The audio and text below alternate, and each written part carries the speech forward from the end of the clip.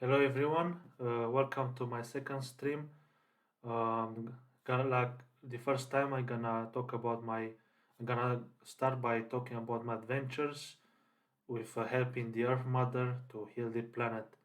She gave me another task and I solved it, and I'm going to go through it and gonna talk about some of the teachings that I got from this adventure. Let's begin. So let's see what was this week's task. This time, what quest I had this time? They shall be prepared. So this was about interacting with bees and beekeepers.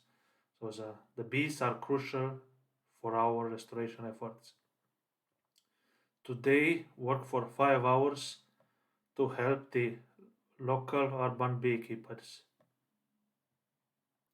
and learn how we could integrate bees into developing a healthier ecosystem in the city. It's a very wise task from the Earth Mother. She knows very well what we need to prepare in order to heal the planet. And I already know that bees are crucial for our efforts. And luckily, I was part of this Danish startup group. There's a volunteer organization that I'm part of. You can see here I'm a member, marketing manager. This is more like a volunteer based organization. And what we do, we help startups in Copenhagen, promoting them on LinkedIn. And we have here a nice list of startups. And yeah, we help. I actually went myself and I did, for example, for Crutch Cognition interview, and then I published an article and I added them to this list. And for this task, what was great is this place called BB, where what they do is they have beekeepers that place hives in the city, and um, yeah, they have the bees collect, pollinate, and collect nectar from flowers in city, and they pollinate the flowers. You can see here an example like this is in a town center, one of the this town hall. They have some hives right in the close to town hall of the city, which is impressive, and it's also when you walk in the city, you never notice there are domesticated bees around, but they are around and they pollinate, they do their work. So let's see a footage of what actually happened, and we're gonna discuss further. I'm not sure why this isn't working.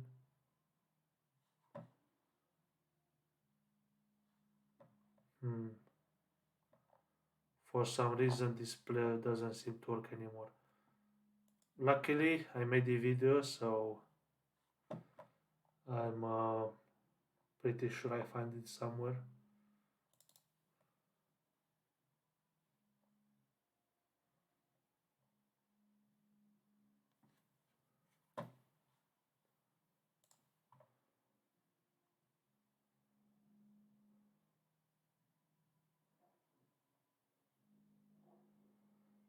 Must be the file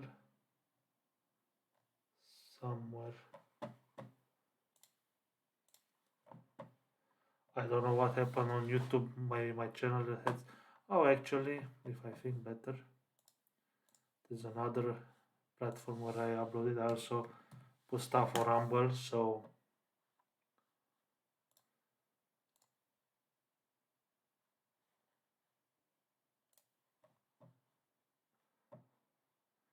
there we go.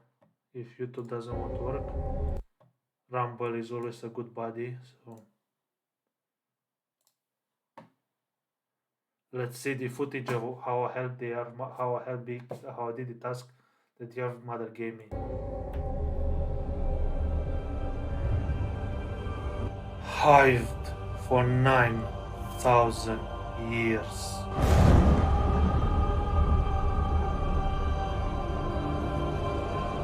Pollinated your own home city.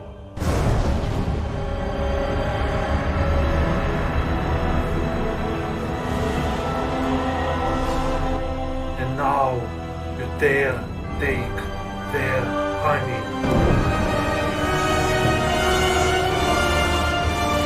They shall be prepared.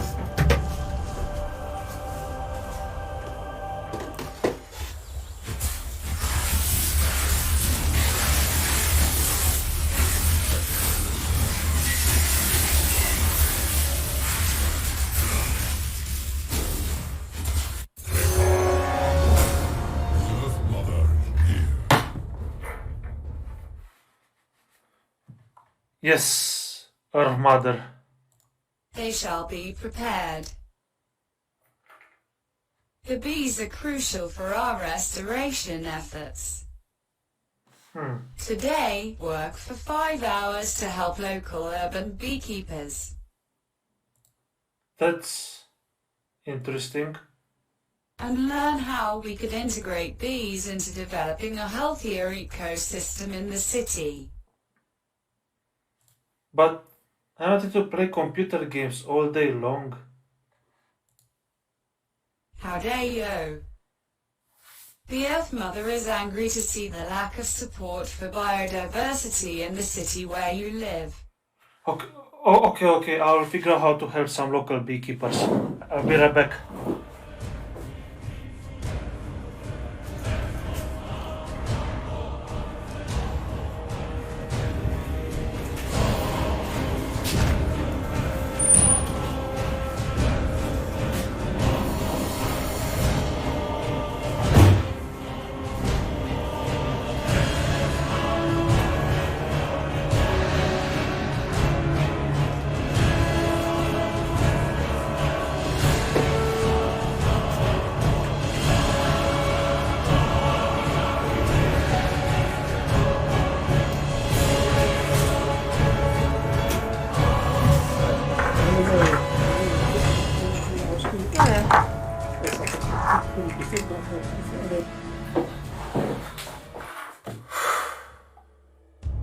Welcome back.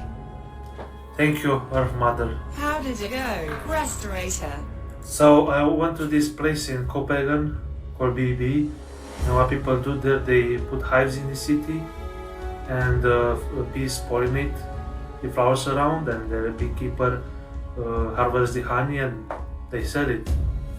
And since it's winter now and spring is coming, I helped them by cleaning some elements for the hives, and also packed some honey that was harvested last year.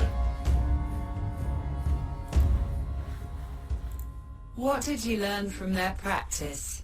So, the great thing is the BB isn't just about producing honey.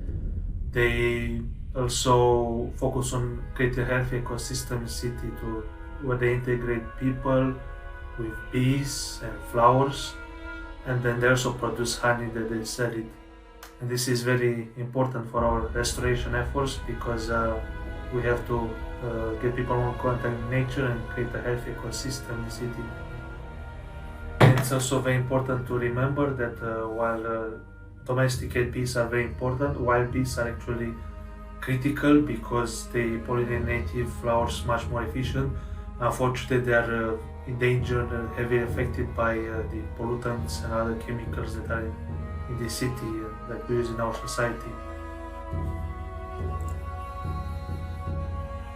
That is excellent information you gathered. Thank you, Earth Mother. Did you receive any reward for your efforts? Oh yeah, that's for sure. I managed to get a jar of honey that was, they couldn't sell it because they have a wrong label on it, and that's really great. That is nice. Oh yeah, for sure.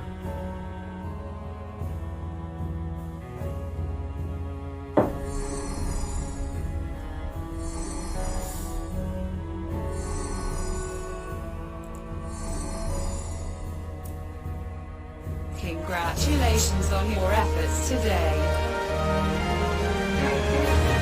Thank you. Reflect on your experience as we advance our restoration efforts. We sure do, Earth Mother. We have to be prepared for the spring.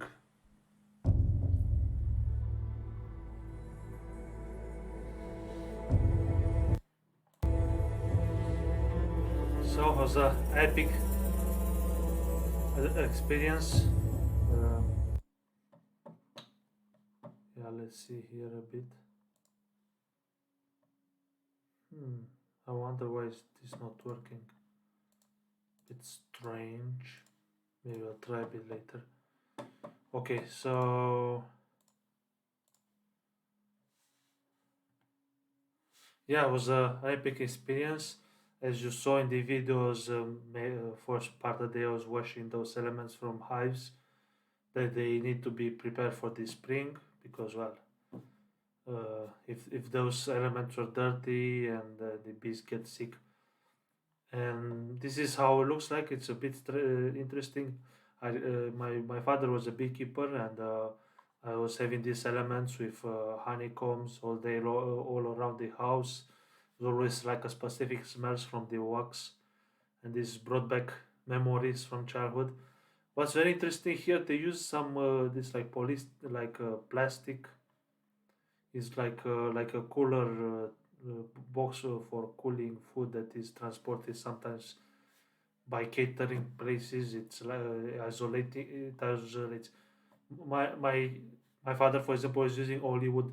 My guess is this material is isolating the heat. So maybe if the hives are somewhere in the sun, they don't get the heat doesn't transfer inside so easily. Maybe they are better protected because bees can actually keep their temperature easily. Maybe this if not, maybe wood will get overheated in summer if it's placed on rooftops of buildings. And maybe I guess there is also some recycling in this process, so who knows. Yeah, yeah, you saw the elements of the hives. I even saw, I don't think I have a picture here. Yeah, this table you see here, well, I maybe I think I have a photo somewhere.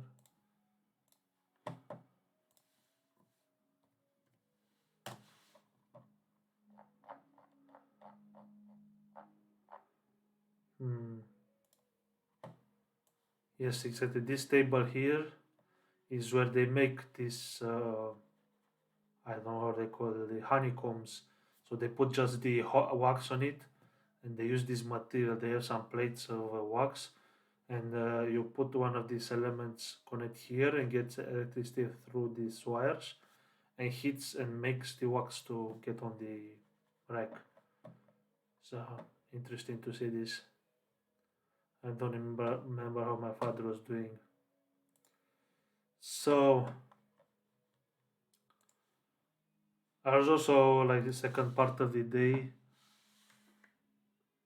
Um, I was mainly packing honey like in these tiny jars. It's quite interesting. Well, it was a manual process, very bit boring. But what was interesting is that on each jar of honey, they had a label with the part of the city where they put the hives, so you know which part of the city you taste the honey from, and to be interesting. I tasted quite a bit of honey when I went there, but it tastes good though. Yeah, that's for sure. It's like, yeah. And the thing is, this place where I go, like called BB, it's quite a funny name.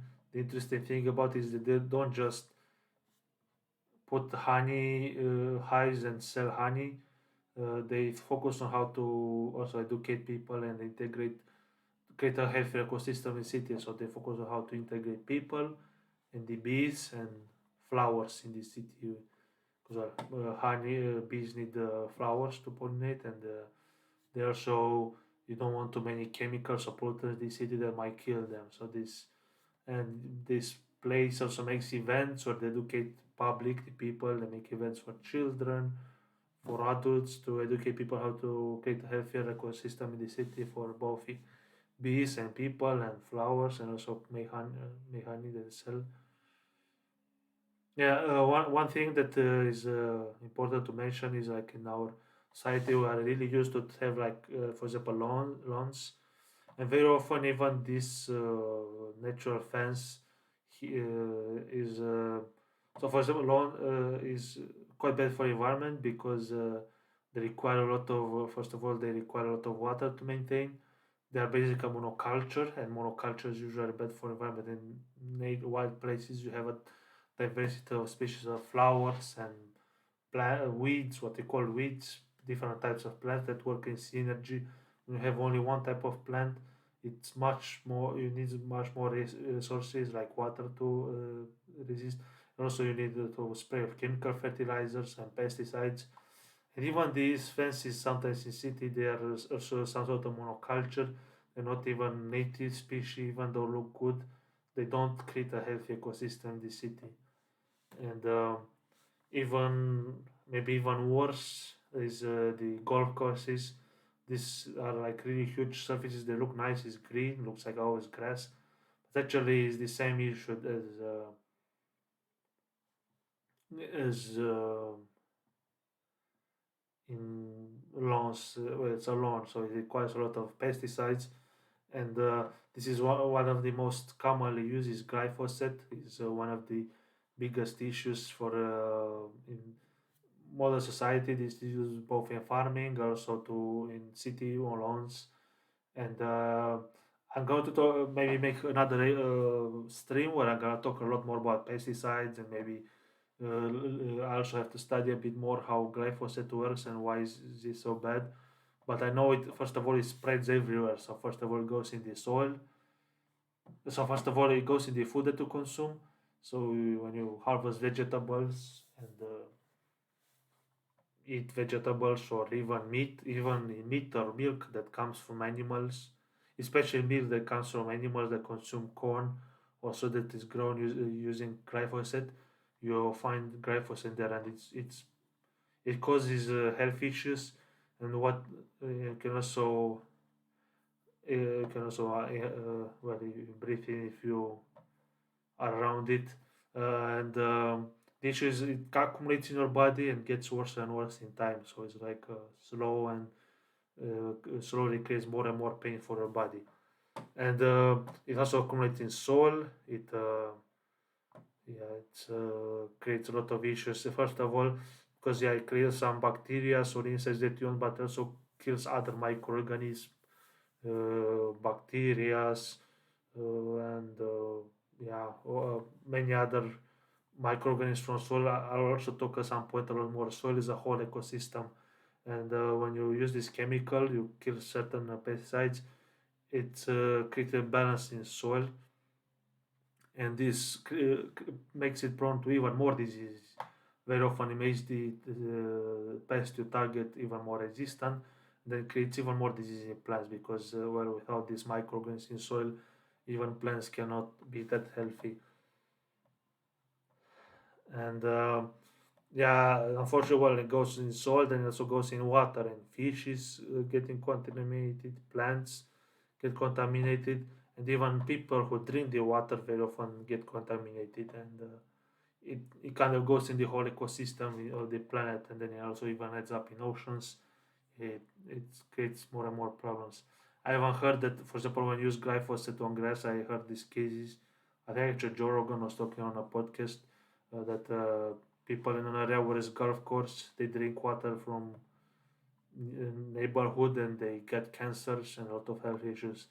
And I also heard that even farmers and even people who live in areas where glyphosate is used intensively, they get really bad health issues. For example, even hormonal dysfunctions and so on. It's quite a big problem, and I one of my restoration goals is to end up not using this anymore. Yeah, and one thing that is quite for me is like with my experience, I also like to observe nature and so on. Is for this is a picture from Romania. Is my not that meaningful. For example, here is a basalt mine, and down here is a lake, but that doesn't matter. It's not relevant here. What you see here on this landscape is like a picture I took randomly more 2 or 3 years ago when I went for a picnic in this area. There's much more diversity of plants that grow in the wild area.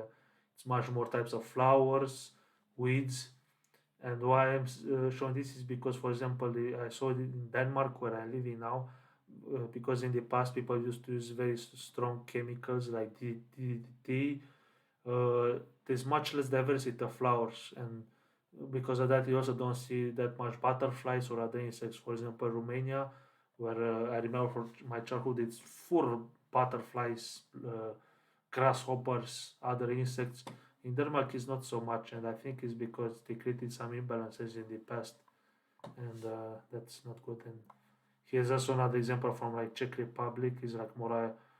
I went on a holiday about I think 2019 before this pandemic, and I went in a random village. Well, it was not random. I went here to visit the tank museum, and I took this random picture.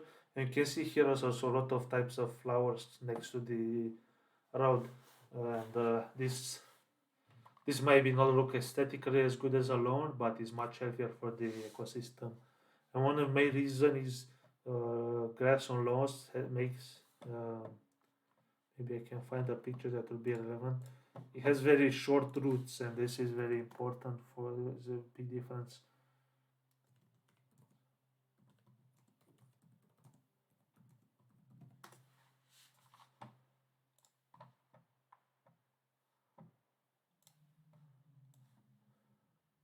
I think this is one kind of a good example. Let me check the website. Um, yeah, you see, this is like from farming comparison to wild grasses. This is not exactly the same, but the lawns have the same issues. They have the grass has very tiny roots, and it requires a lot more input in order to survive. For example, the grass, when makes these long roots, it creates a whole ecosystem. This soil together, fungi, microbes, and other microorganisms, so it can access nutrients better. It can retain water better. It can also have better protection from pests. Lawns, like even like wheat and other plants we grow in like modern intensive monoculture, and because wheat is actually grass, is getting very short roots, and it no longer has this whole ecosystem, and requires a lot more input in order to be able to survive. And this is a big deal. Yeah, let's see what I have here next. Yeah, it's also very important to consider in your garden, like what do you plant? Do you have like grass that's just lawn? It doesn't really help bees and so on.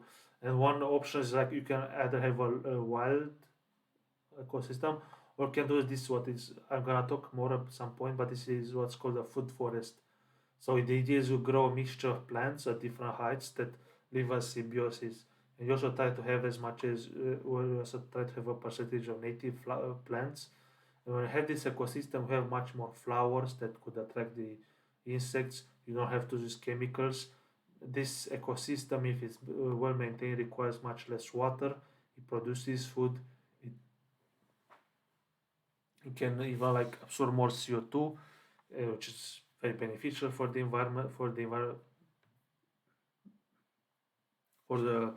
dealing with the environmental issues we have nowadays.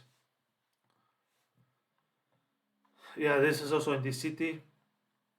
Uh, I saw some cases where, in city you have parks and so on where we have a lot of loans. They require a lot of money to, first of all, require a lot of money to maintain. You have to use a lot of water. You have to use chemicals. It's really bad. But I saw some cases especially in Europe, where municipality just let the loan be natural, wild, even like grow these plants that you call weeds, but it still looks beautiful. It's much better for also for bees. It also creates a better ecosystem in city, and this is something very important to consider. We should all try to figure out maybe ways to have less concrete, less lawns, and more places with wildflowers.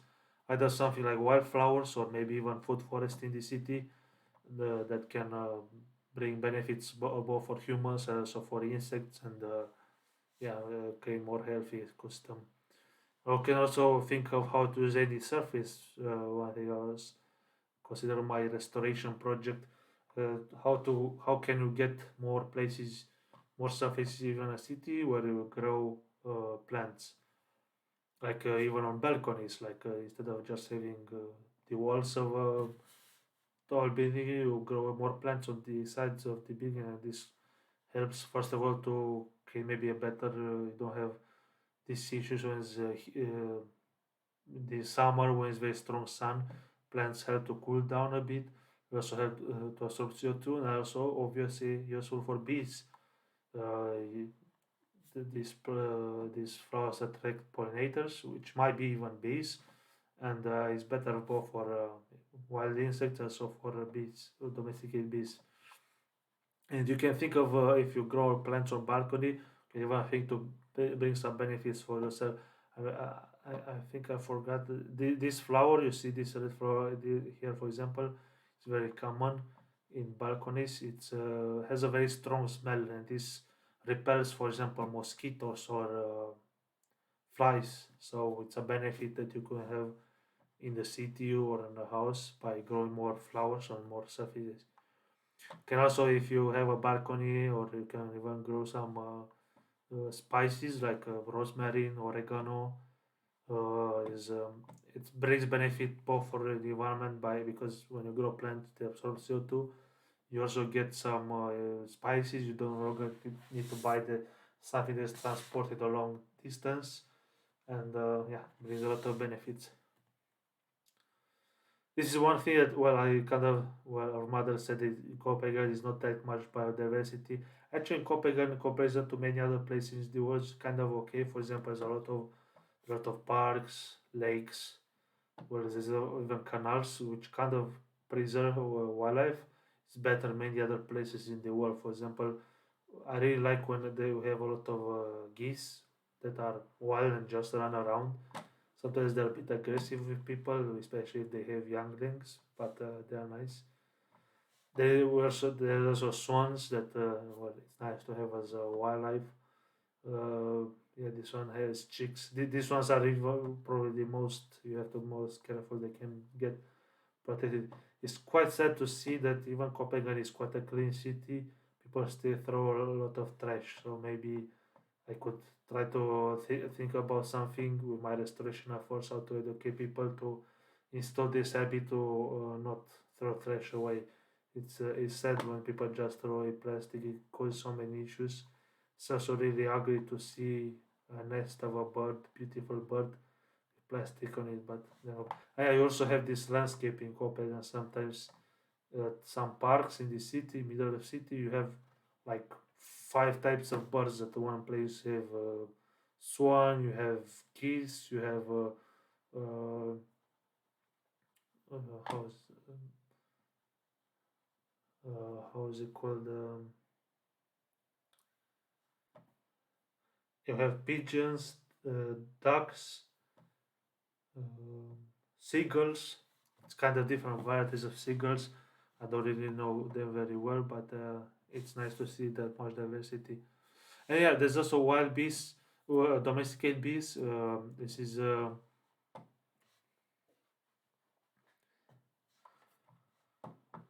This is something I have to learn even myself how they integrate in city because I went to this event at BB, but I did volunteering work.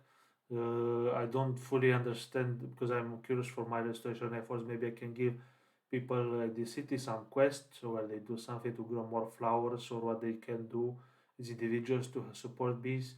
But luckily they have events, and I told them that I would like to help because I cannot do volunteer all the time because volunteering time is on Tuesday, and I might have to get to work, and I'm not sure it's not convenient day.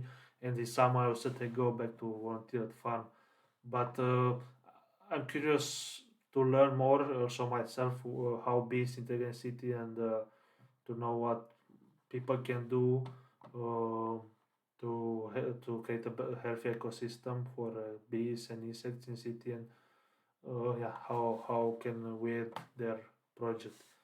I'll be curious because if you help this, you also help create a healthy ecosystem as a whole in the city. Yeah, and one thing that is very important to note now is while domesticated bees are very important, but these are species of wild bees. There are even maybe more than these. These ones are actually, because domesticated bees are known for they pollinate flowers, they make sure we can grow food, and they also help wildflowers. They help fruit trees. But wild bees are actually even better than domesticated bees. They're first of all much more important for biodiversity, but they actually pollinate certain types of flowers much better. This is because many of the wild bees are more specialized to pollinate specific types of flowers. Unfortunately, with this type of wild bees, they are also more vulnerable to pollution, and these are really critical issue nowadays with the chemicals we use and habitat destruction. These are really endangered. Even Denmark has a issue with this. You can imagine many other places in the world. This is something that is a big concern. And I have a video I'm gonna show, but first I need to go a bit to the toilet, and I'll be right back.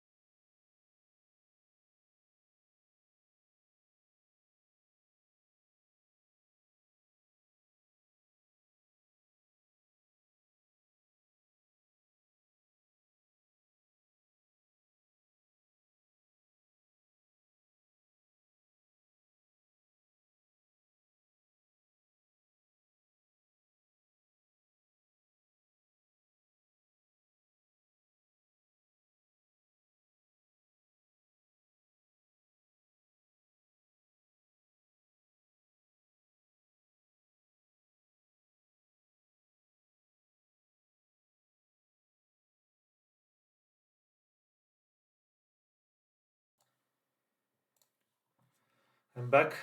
Sorry for a break. Yeah, I'm. So let's watch this bee extinction, which is I think is some serious thing to know. This on this channel, the Wild. It's a German channel. It's they actually show a lot of interesting videos that I also learned myself a lot how about this some sustainability issues. So let's watch. They're weird, fuzzy, and in a lot of trouble. These insects are actually all bees, wild ones. And they're debatably more important than the honey-making kind. People are really worried about bees. We will take the plight of the honeybee for granted at our own peril. But what most people don't know, honeybee numbers are increasing worldwide. Not just that, but the way humans use honeybees makes them a problem. Putting a honeybee hive in your backyard doesn't help. Because we're saving the wrong bees.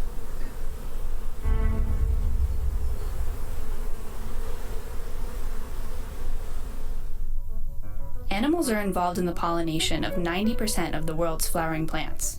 And when you think of pollinators, the honeybee probably comes to mind. That's because honeybees and humans have an ancient relationship. Bees have been managed for thousands of years. There's a lot of evidence that it has played an important role also in the ancient cultures in Egypt and Greece. And so beekeeping has always been very widespread. Axel is the chair of the Invertebrate Conservation Committee at the IUCN. Honeybees are native to Asia, Europe, and Africa, but nowadays are everywhere except Antarctica. Apis mellifera is the most common honeybee and the best studied, although there are another 10 known species. They're general pollinators, meaning they will pollinate most plants. And although honeybees are at risk from pests and disease, the number of colonies worldwide is actually growing. According to the FAO, managed hives have increased worldwide by 83% since 1961. Because they are always managed by the beekeepers and also receive veterinary treatment and so on, there's no risk that they will become extinct. But honeybees aren't the only bees. The general public confounds bees with the honeybee. This is Isabel, a pollination ecology researcher specializing in urban environments. It would be the same situation if, for example, you were talking about birds and people think that when you talk about birds, you talk about chicken. There are around 20,000 different species of wild bees, and they are the most important wild pollinators. They're mostly solitary, and unlike honeybees, are suited to specific plants, which makes them much better at pollinating. A hectare of apples, for example, would require tens of thousands of honeybees to pollinate, but only hundreds of this wild bee, because Osmia cornuta is particularly good at apple pollination. Each flowering plant is strongly connected to a pollinator that fits accordingly to the lock and key principle. An entomologist by training, Sabrina is a project manager at the Research Institute of Organic Agriculture. This perfect fit between flower and its selected pollinator is the product of an ongoing co-evolution for centuries that is still operating. Like the squash bees native to Central and South America. They're perfectly suited to squash plants. They're early risers, and squash flowers are only open early in the morning, while the honeybees are still asleep. Don't like squash? How about tomatoes, potatoes, or eggplant? These crops also need wild pollinators, loud ones like bumblebees to be precise. Their flowers require a vibrating buzz to release their pollen, something a bumblebee perfectly provides. Honeybees just don't have that skill. But wild bees are in serious decline. And this doesn't only affect them and their ecosystems, but our food security as well. Worldwide, wild bee diversity has been decreasing each year since the 1990s. Pesticides, intensive agriculture, and especially habitat loss are main drivers. A recent study found that we may have already lost a quarter of wild bee species, but assessment is hard due to the lack of global data. Various regional estimates suggest over 40% of wild bee and butterfly species are threatened. Farmers are already noticing a difference. When they walked along a field, everything was full of pollinators. And nowadays it's more like everything is calmed down and nobody knows where they are. This loss of diversity can cause knock-on effects on whole ecosystems. This is what I noticed, like in Romania, as I said, didn't use that much pesticides, especially when we were a kid, or much more types of butterflies and much more types of insects in even the city. For example, Western Europe doesn't feel that many insects around. Less pollinator diversity means fewer wild plants. This can hurt animals that use them for food or shelter. And it's also bad for the future of our food. The yield of cultivated plants is higher when they are visited by a variety of pollinators compared to when they are visited by only honeybees. Remember Osmia cornuta, the apple specialist? Most of the pollination of apple trees is performed by several species of wild bees. So if you don't get these wild bees, you would get a crop of apples that would be reduced. US crops are already producing less due to wild pollinator decline. And globally, we're planting more and more of the crops that require animal pollination, like fruits, vegetables, and oilseeds. The increase in honeybees hasn't kept up. This means pollinator dependence has increased around 70% since 1961. And combined with the decline in wild pollinators, means an emergency for the global food supply. This is especially true in countries with many large monocultures that destroy wild pollinator habitats, like China and the United States. Not only that, the way we use honeybees actually makes them a part of the problem. According to the American Beekeeping Federation, 2/3 of the 2.7 million honeybee colonies in the US are used for pollination. Most go to the almond fields in California, where 80% of the world's almonds come from. Then bees rotate around the country to pollinate other crops. Nowhere else. The almond farm is really big problem for the environment, especially the way it's done. California, where 80% of the world's almonds come from. Then bees rotate around the country to pollinate other crops. Nowhere else in the world uses honeybees for pollination like the US, but the trend is growing in Europe too as wild pollinators disappear. Unfortunately, it's not so good for the honeybees. They can be exposed to pesticides from the crops or catch diseases from the other colonies. And these honeybees are also a threat to wild ones. Within a honeybee hive, you have tens of thousands of individuals that need a lot of food. They will eat most of the floral resources, and there will not be enough left for the other pollinating species. If you have many bees, then they will probably outcompete this native species very fast. Honeybees can also spread disease to wild bees. An infected bee can leave some virus on a flower to be picked up by the next wild bee that visits. It's not the honeybee's fault, but save the bees definitely does not mean adding more into the environment. There have been a lot of people that thought that they could only save the bees when having their own beehive in the backyard. And that's the wrong way to conserve pollinators. So what's the right way? Industrial agriculture is the biggest threat to all bees. It uses harmful chemicals and relies on huge fields of one crop. Ideally, we change our whole food system, but on a personal level, supporting small-scale sustainable farmers, if viable, also supports diverse habitats for wild bees. Even more can be done with a backyard, like leaving native plants alone or planting new ones. Open, sunny ground or dead logs also make great breeding spots for wild bees. But most of all, they need more attention. We need honeybees but aren't in danger of losing them. With wild bees, it's another story. Did you have any idea wild bees were that cool? I am in love with Osmia cornuta. That apple bee, it's so cute! Alright, so you see why it's important to protect wild bees, and it's quite dangerous if you keep going like this. And it also looks like domesticated bees in some way have the same issues as salmon farming, with the domesticated bees go in the wild, and because they get sometimes medicine from farmers, from beekeepers, they get more resistant to pests, but then transmit the disease to wild bees, and that's a problem. Kind of something similar happens to salmon farming. We're gonna talk some point about that too. So let's see now. Yeah, so I got this jar of honey. I still have it in the back there. I actually got two larger one and a tiny one. So it's really good to have some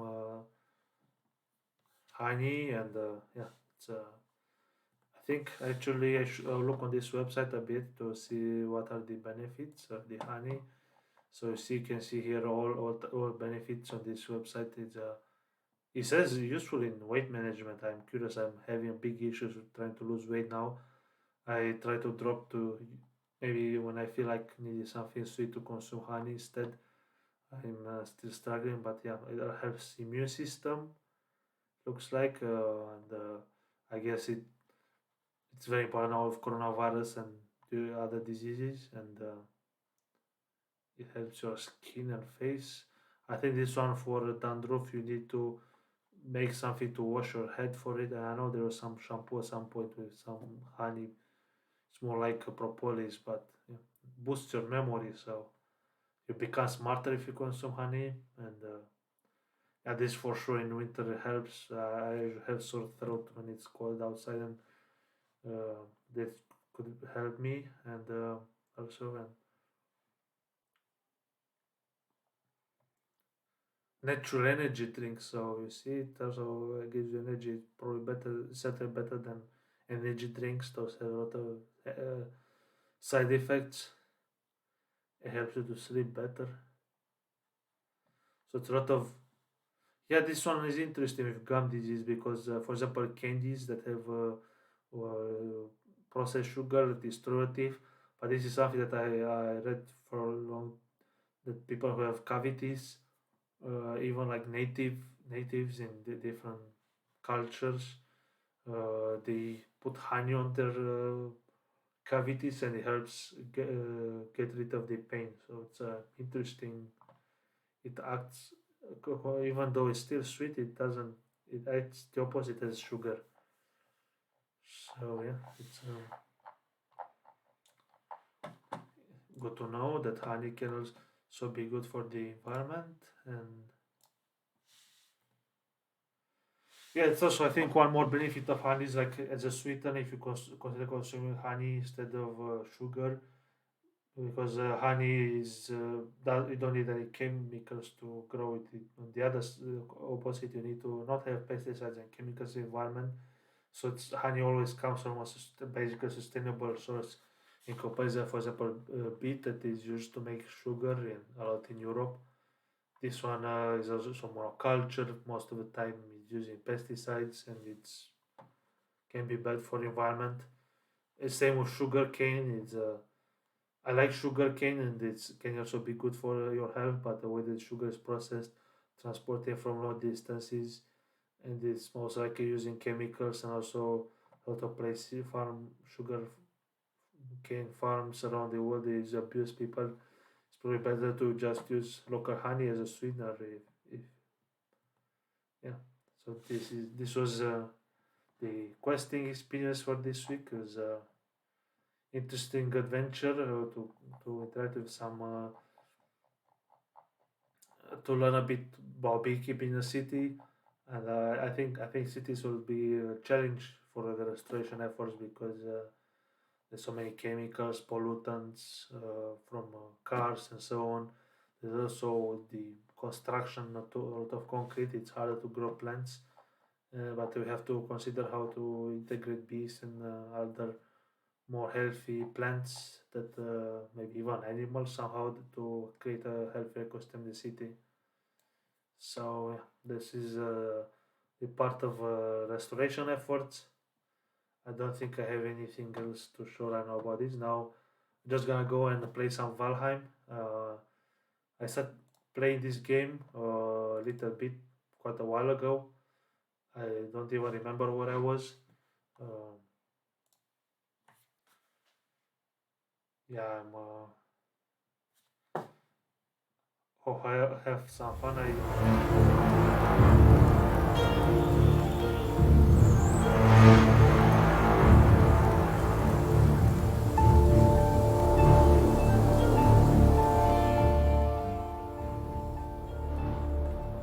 Yeah, let's see how is this.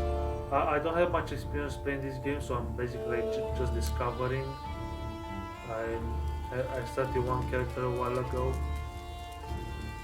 I know I just made one home, so let's see how it goes.